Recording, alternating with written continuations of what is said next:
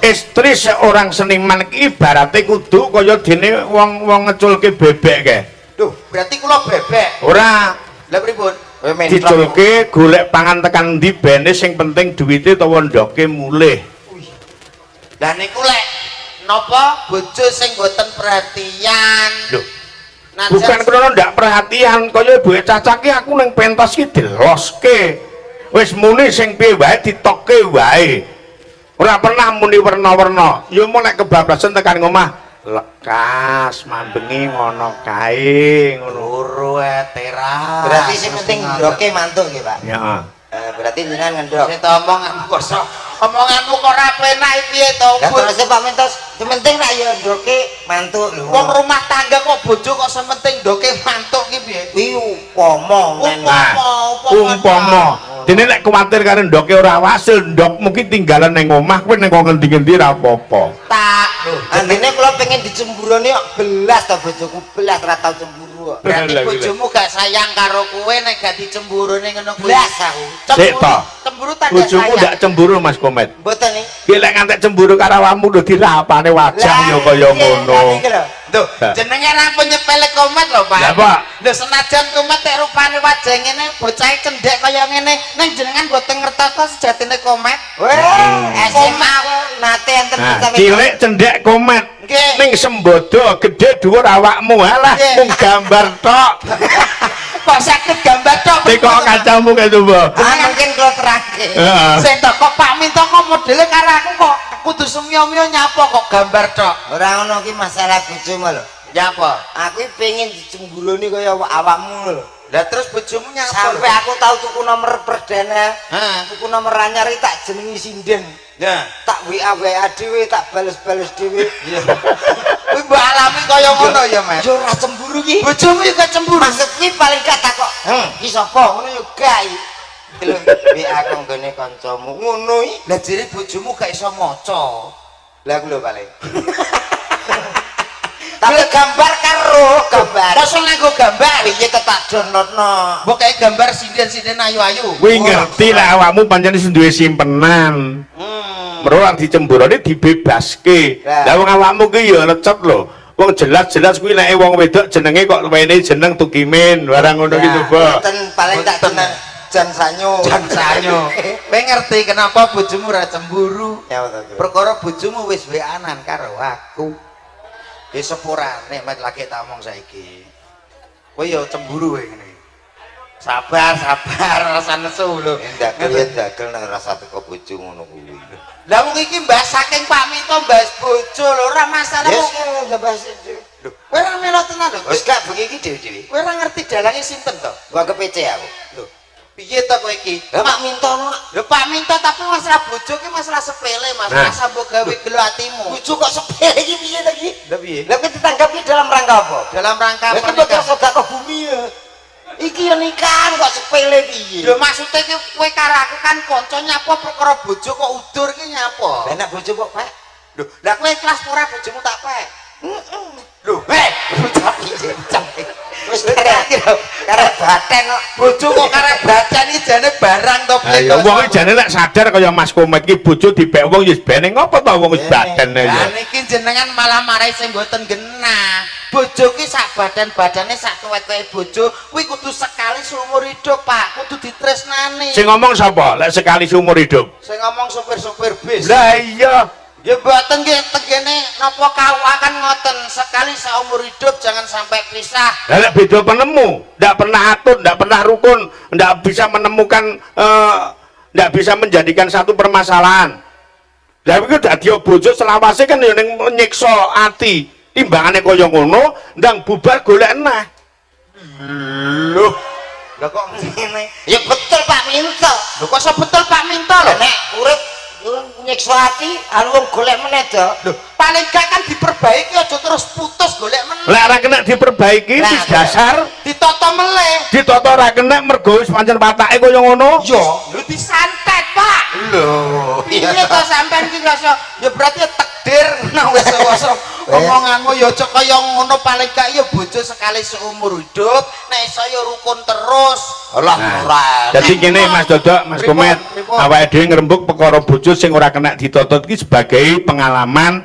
Mula sakwise diceritake kaya ngene, kebak ing pangati-ati dadi bojo sepisan rabi selawase. Leren. Ngoten lho Pak, sing tak karepe nggih ngoten. Kula ki asline nggih seneng nggih susah teng mriki asline Pak. Senenge Senenge ditanggap matur nuwun dumateng ingkang ngemugati. Bapak Alimin. Bapak Alimin, dalu niki mboten timbali Bapak Alimin ya merongos ning omah lho Met. Terus susahe. Susahe teng mriki napa to? Wong dugi mriki wau kula sakit Bojonegoro to Pak. Terang benderang mboten nanten Jawa. Lah dugi mriki kok kritik-kritik udan ora kaprah. Lah iki lho ngantek becek kabeh. Ora apa-apa. Iki ya tandane iki sono udan barokah kanggo nganten. Titenono wong dadi manten kuwi kok pas waktu temu manten syukuran diwene udan kuwi tandha berkah barokah iki kaya barokah ngono lho. Kowe ngerti? Banyu ki dewane katenteman, dewane kabagyan. Nah, Ngoten nggih Pak. Heeh. Wong sapa sing gelem banyu niki klebu dewane kabagyan. nah. Mula dalu punika kula tangket sinten sindene jenengan sing ajeng kula banyoni. Desel tapi mbok banyoni iki omonganmu ngendikane ngoten kok. Tegese ora banyoni. Lah arep nyembanyone sindene nyapa nyeluk wong Bojonegoro iki rombongan iki ya sregep kabeh. Anak menawa njaluk tulung ya. Iya. Ampun teng mriku-mriku riyen. Visi misi seorang dagelan. Yo kita ki ngular-ular karo temanten. Leres wong kula nggih nyuwun sewu wong niki nggih sampun nikah rumiyin. Wong temanten kekalih nggih menika Mas Alif, Mbak Tak Sak Jim. Kok tak tapuk gundulmu tenan lho kowe iki omonganmu kok apalan. Senes iki sing dadi nganten iki Mas Alif. Mbak Tak ora sama bacotne nyapa ngejak bal-balan. sing ngejak bal-balan sapa aku benerno kowe Ya Mas Alif kali Mbak Tin. Mbak Tin Iya aku wis karo tim biasa. iki modele jangkar nyapa Tapi berkah loh Mas. Nggih. Mas Salim jatuh ke rumah Mbak Titin iki berkah rasake piyayi iki lek jenenge Titin mesti dikodratke sugih. kok saged ngoten Pak Nggih ning Rejo Tangan ya nek warung Titin. Pot Titin ora mung Rejo Tangan, ning Surabaya, ning Mojokerto, ning Kriyan. warung Titin niku mesti Iya. sukses nggih jeneng Ning enek jeneng warung ning daerah etane Rejo Tangan. napa niku warung Ning Jimbe warung Komet Kelamin bangkrut. enten niku Enak. teng mriku Tulungagung Iya, warung Komet Kelamin bangkrut bangkrut. Lah sing didol guri wasu kok. Kok iso warung kok jenenge Komet Kelamin. lho wong ora ngerti to Mas golek jenenge tenar ngono lho Mas karepe kono Kene dira tenar-tenar ya. delalah ben waris bareng Aku kira golek tenar penting awet ra nggih ngoten to Pak. nggih Ngono sing penting awet ditresnani marang masyarakat teng Desa Mojosari menika. Keras Kediri menika kula pun walah pun mboten ketung. bolak-balik ya Mas pindho lah pindho kok sor mboten ketung ki apa to gua ki Mboyojo Muse adicarane ki wali matul urus pernikahan ngendikan monggo ular-ular nggih sampeyan diaturi nyembur para nyembur iki kaya ula dumung ya Mas nyembur ki ular. ya paling Ora. tak paring nyuwun sewu ya paring pitutur kanggo temanten Betul. piye to amriye nganten Sembur ya tutur. nah sembur nggih tutur piye to amriye nganten iki ben awet langgeng iso rukun terus ora tukaran Mas- kuwi kan mantene pundi to? mantene menika Mas Ali Mas Alif ben Nah, awet nggih. aja nggo Mas. lho kok aja nggo piye to kowe iki Jadi ben awet. mau anggap tuku klambi baju to piye Lah, kok aja awet. nggo? Tegese ben Mantene kuwi lah. Wi iya lah. Jenagara Ampun neo mau anu desa mawa cara Pak. Iya. Khasana basa Pak. Nggih. Lah teng mriki kan ngangge mu niku. Mantene kuwi lho. Kuwi Ngono. lho. Lek ning Bojonegoro mantene kuwi lah. Piye le? Apam ngono wae. Ya yaan. Ya yaan. Menika Pak mantene nggih menika Mas Alif. Mas Alif kali Mbak Titin nika lho. Mantene duwelik kalau dilondong. Nggih. Wedi kita enak ape ditutur sembur. Ya ora kok. Nggih temanten kekalih napa to wajibe nggih menika kersane awet guyub rukun tansah reruntutan ngantos dugi kaken-kaken lan ninen-ninen kuncine namung siji. Napa? Ngapuntene kula niki mboten sok keminter sok pinter wong kula wis nikah dhisik. Guru nyatane kula pun nikah ngantos menika niku 75 tahun mboten nate sing jenenge tukaran, Pak. Karo bojo. Kalih bojo Patut untuk diacungi jempol. Ya nggih Mungkin riyen to 75 tahun ya umurmu pira? 35. Lah kok suwi men 75? Lah mbah-mbahku titip. Walah. Gak oleh to. Oleh. Nyatane ngantos saiki ora tau sing jenenge tukar padu, beda selisih, beda pendapat ora tau, Mas. Mula diingi iki nek tanggoku bar preksa nembukis Mas tak takoki, "Me apa di anu bar tensi ngono." Oh. Lah pinten 650. Tensi kok 650 yo geblak kadene Lho to. kakak lah tangga-tangga padha titip. Kowe bales Ya padha ae. Oh nikah nek titip. Oh dagelan kok nesunan to, Mas. Nah, Mas, aja sok nesu ki awal mulane wong kena stroke. Ndang. Mula aja sok gampang nesu. Aja nesu. Nah, kuwi lho. Kula mboten nesu, cuman enak sing gak bener kula benerke. Resepe kuncine rumah tangga ben awet guyub rukun tentrem ayem kuwi gampang, Mas. Gampange. Sementing siji aja rebutan bener nih kudu sering-sering rebutan salah ngomong-ngomong titik-titik salah. Aku sing salah, Dik. Aku sing salah, Mas. Insya Allah rumah tangga ora ana sing jeneng pertengkaran. Masa iya kuwi tok. Kuwi tak sepele dan kuwi sithik sepele nek Eh. dilaksanakan abot. Aku ngangge konsepmu Pripun niku? untuk menuju keluarga yang sukses ndak akan terjadi perpecahan kuncine Kudu rebut. rebutan salah aja rebutan Aku bener. rebut salah karo bojoku diiles. Kok saged diles Malah pripun? dikul kalahan, Mbak. Dingge kalahan. Iya, iya, jelas. Wong kalah ki wong ngalah urung mesti kalah, Pak. Kok saged dike kalahan pripun? Sembarang-barang kon ngeterke. Lho, berarti romantis. Ning sitok sing tak senengi lek kon ngeterke adus. Masa adus mulai ngeter ya. jenengan kok ngalem men dereng kok. Wis sepuh bareng kok Ya adus yo. paling paminta yo semono ki adik pek. Lah niki malah nyempele jenengan to, Pak. Ora kok nyepele. Lho kadose Menawa. Ora. Sapa sing ngomong ngono? Iki komet Sing ngomong ngono sapa? komet, Pak. Kelamin, Pak. Ya iya pancen ngono. Ngono Pak, usia sakmono ki koyo-koyo lho. Ayo. Bareng ditenani. Alah ya pek. Kuwi nak bojone karo gletak kethu. Ngono. Ning aja ngono matur sembodo. Ngono lho, Mas. Nggih.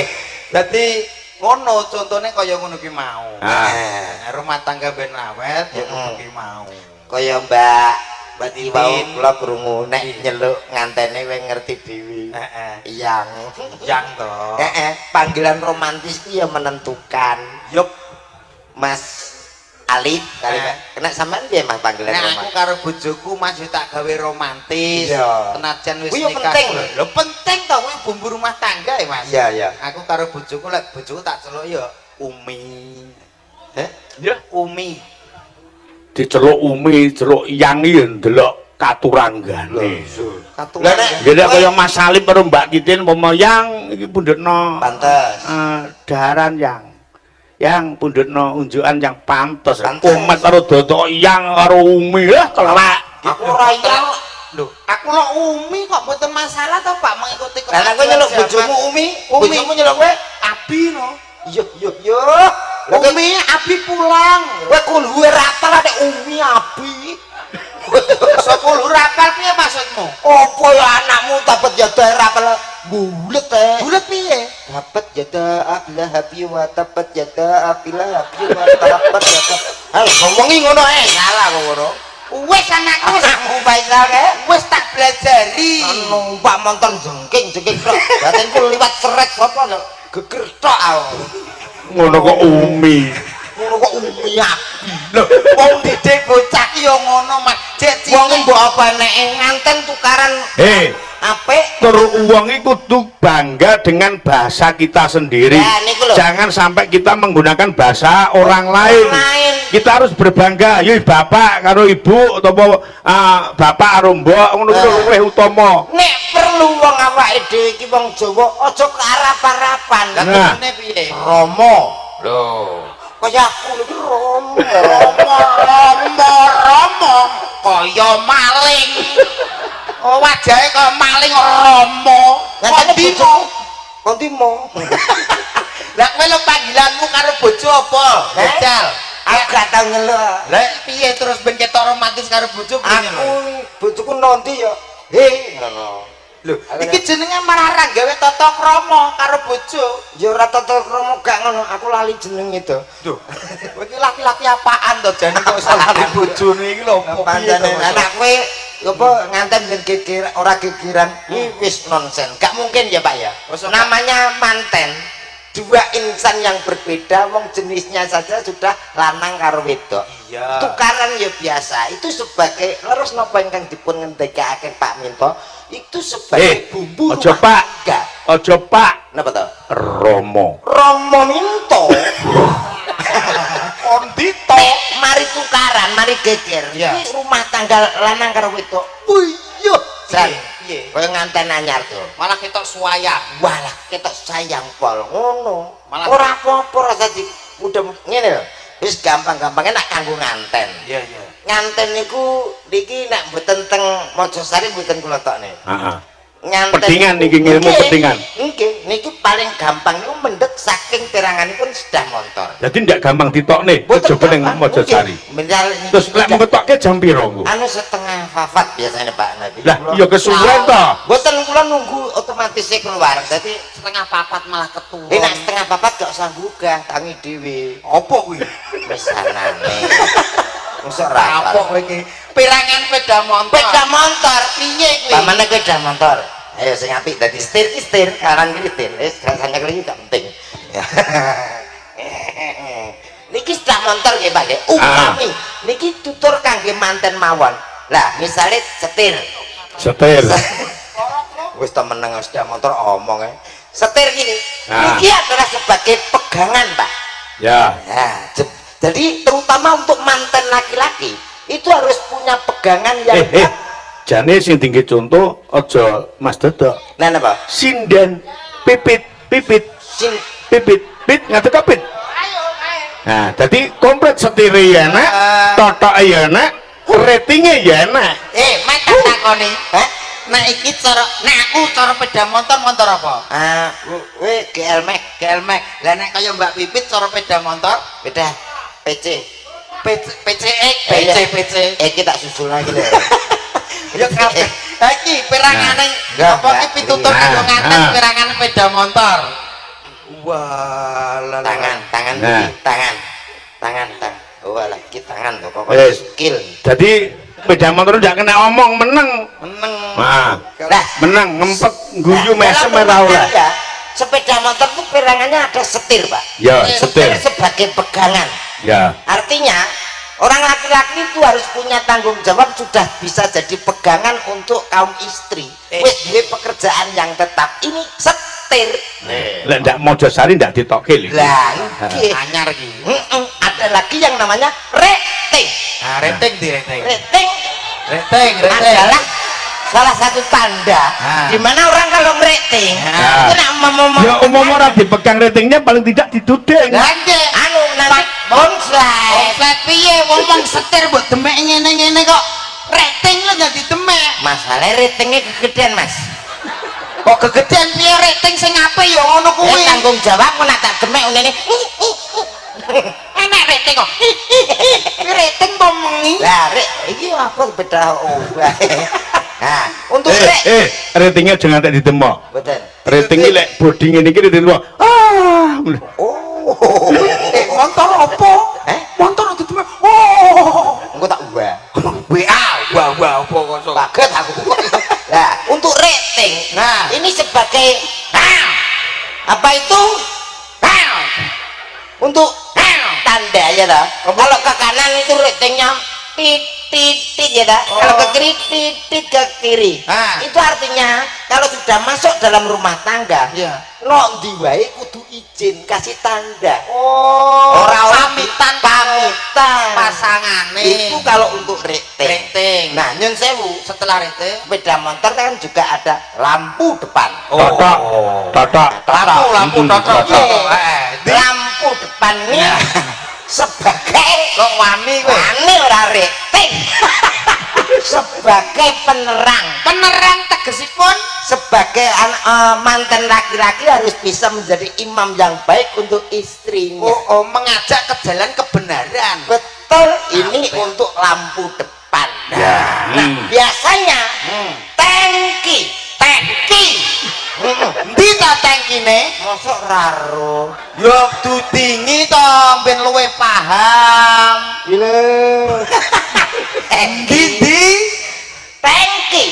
Di Ini sebagai tangki ini pindang guri tuh. ora bemper kuwi bemper. Tangki. Yang saya udah buatan pelecehan deh. Tangki. Sebagai daerah. Udah.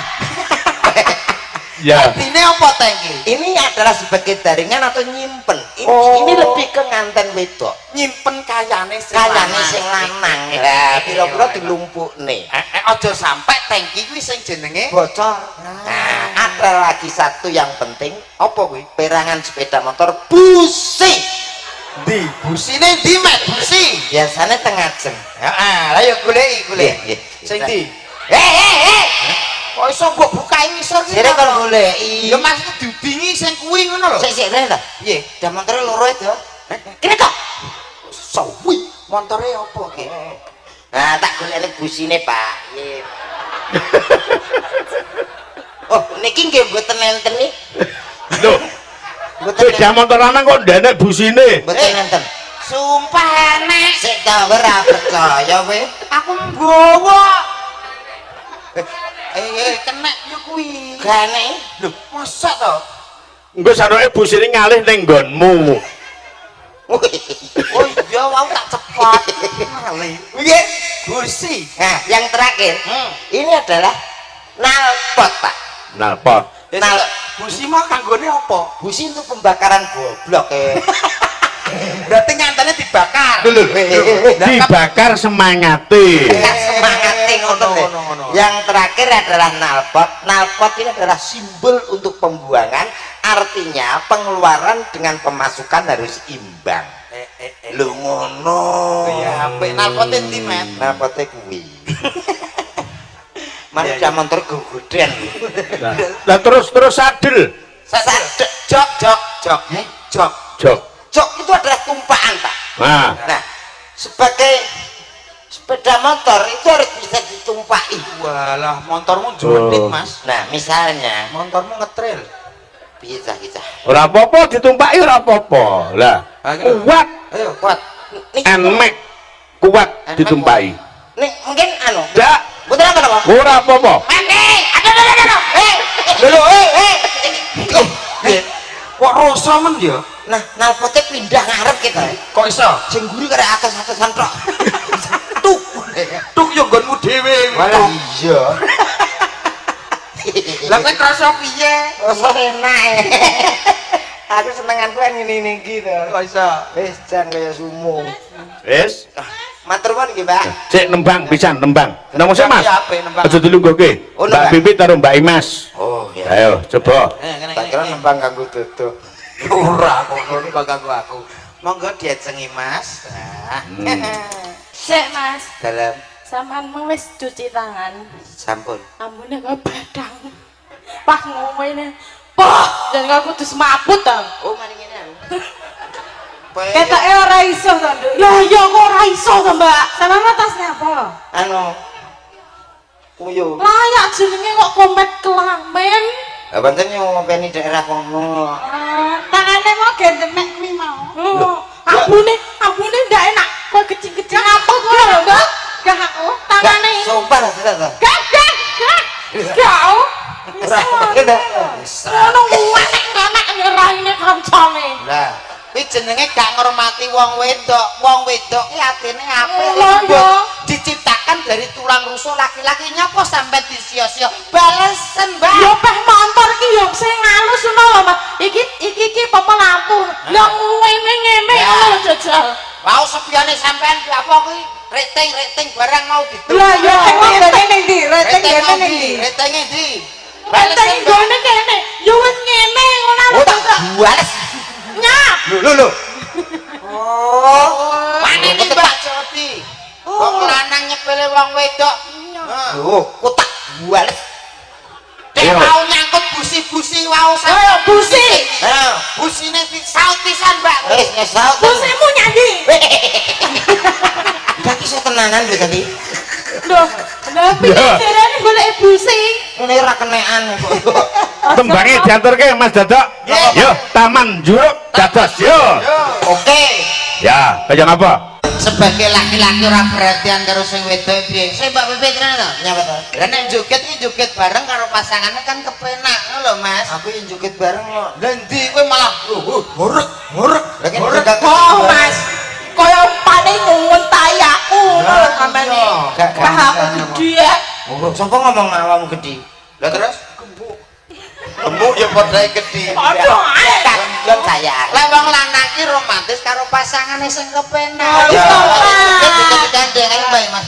Sayang ning bulan rancang putu ing cemara.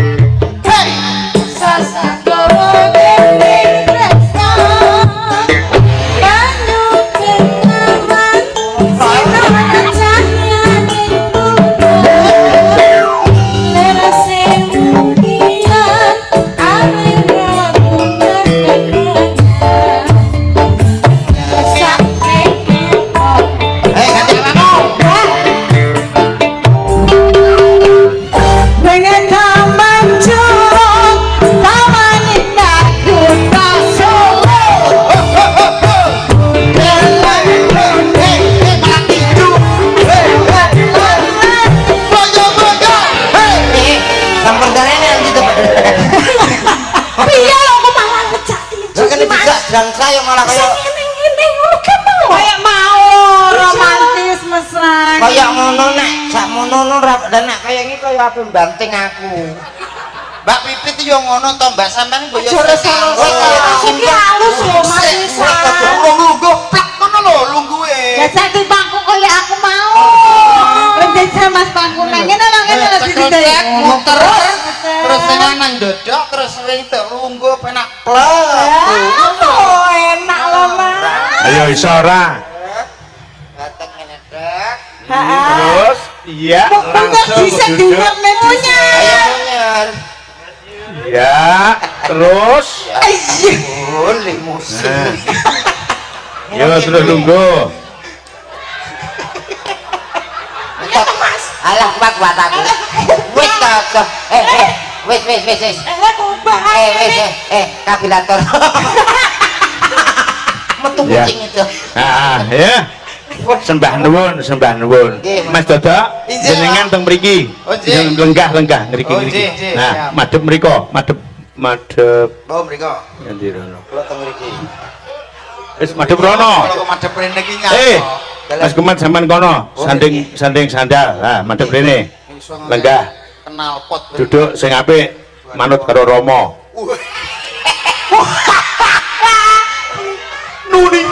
Nggih, manut karo Pake. Nggih, Pak. Nah, Mbak Bunjung ngadeg ngajenge Mbak Mas Komet. Mbak Bunjung. Pak Minto katanya dalu ki berbunga-bunganya apa lho? Ora iki saking senengku adoh saka Bojonegoro tekan kene sampean tak wehi bunga ora mung sekedar menghibur ning sampean tak wehi hiburan. Oke. Oke, Ya, matur nuwun. makasih lho. Nah, Mbak Luki ngedek malih mriki. Duduk niki duduk. Ya, ngedek madhep mriko. Oh, iki lho. Nah, terus madhep Mas Komet. Terus Mbak Lilis, mburine Mbak Luki. Oh iya Met. Dalam Bener Pak Minto awet enom. iya no. Sindene ayu-ayu kok. Iya nemen. Nah, iki Mbak Diah kono Mbak Diah mburine. Ora usah diunjukno, Mbak, beno. Undara ketara dhewe. Kok iso. Wis to kok iso. Pit. Niki diagem. Nyanti kowe. Lungguh. Manut karo Rama. Nggih, Mo. Kowe iki ora ngerti dawuhe Rama to piye? Aku ngerti yang ngaten teratap. Ya, Pit. Nggih. Diaturke ular kambang ning nganggo gerakan. Nggih. Iki sing jenenge maja sari bergoyang ya iki lho. Iya gini. Dangdut nganggo swara kur diwangi. Mbak Imas, Mbak Hani. Kita padha meteng ngene.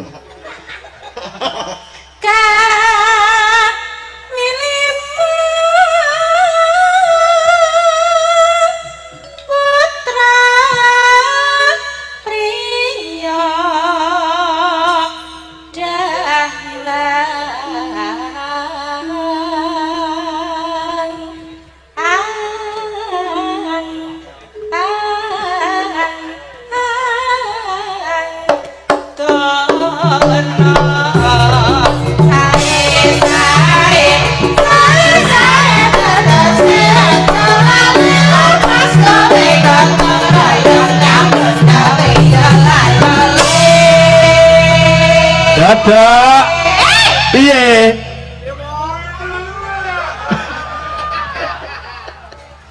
Rama, suweger mo. Iya. Nah, siji. Nah, Mbak Bunjung sik coba. Ya. Khusus iki gerakane patah-patah padha karo gerakan jarum jam. Wah, jarum Ba- jam. Diadepke ning Mas Komet. Nah, Rada maju sithik. Met, nyipi apa kowe ndek bengi, Met? Ora wian. Ada jamu sik. Ape apa kok jamu iki? Kang kira tahu. Ya. Yo,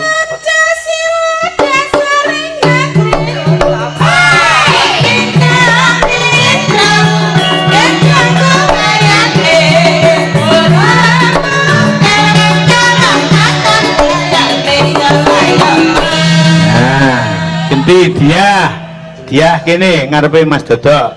piye, Met? Madhep rono. Rada mundur sithik, Ya, tetap dengan gerakan yang sama. Ya. Mampu. Lo kok guri terus to, Mo? Yo. Yo, Pit.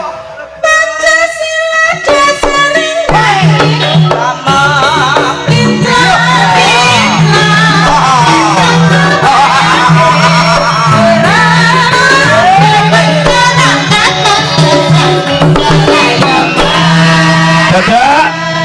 Dalam Rama. Piye le? Ada hancur rumah tanggamu. Lah streaming arek. Aku los. Lah tong bojomu wis ta WA.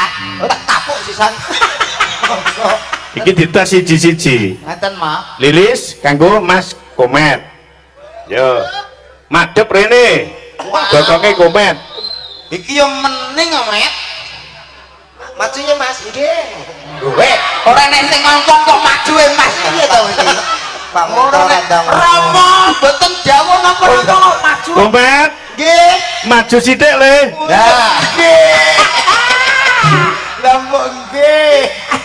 Ayo Lis, menang ora. Meneng ah penak-penak Mbak Lilis kaya ngobani garangan model ning guri. Menyek ngene lho. Yo. Yo.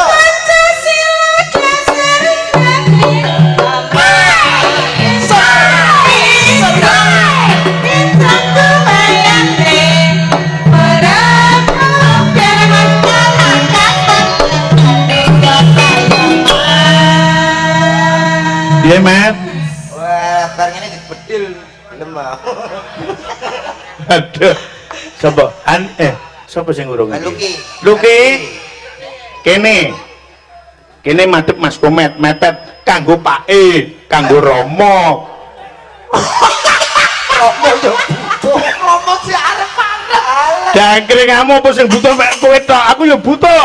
Iki kan terus nyuwun sewu lek pas limbuhan iki urusane dagelan kok Romo nderek iki nyapa?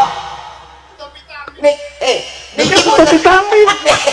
Loh, wis aja gagas cangkeme bocah-bocah kene. Kene. Terus iki Madhep rono. Urung Nah, madhep rono. Aku butuh bokongmu bengi iki. bengi iki butuh bokomu, sesuk butuh walikamu. Dulu Dorene. Pak kula wakili kula mawon. Wakili kula mawon. Ora usah. Kaya mentong. Ora kanggo aku ki. Wis kabeh merem khusus kanggo aku. Nah, ya ngono. Serodok nemen nduk gerakane ya. Ya. Yo ngono lho. Nah, yo tendangane sing cetha. Yogane merem kabeh. Iya iya. Mbak Luki, nek iso nganti ngetril Mbak Luki, ngetril. Lagune Yo. ganti. Lagune.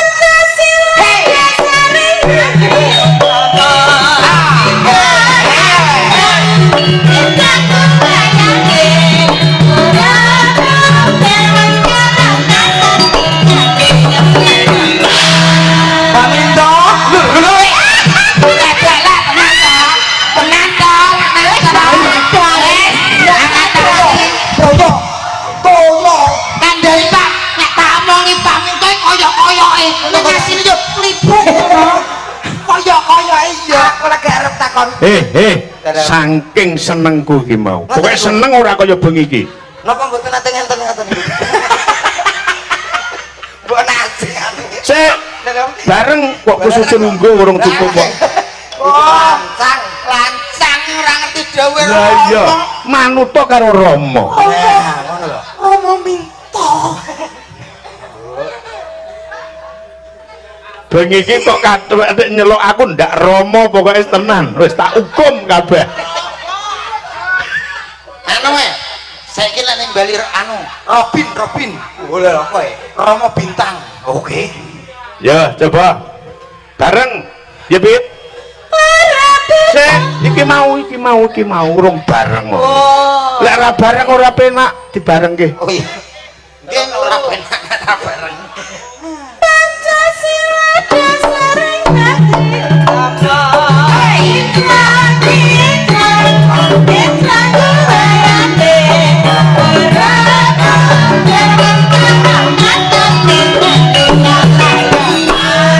Terus. Lanjut. Yo.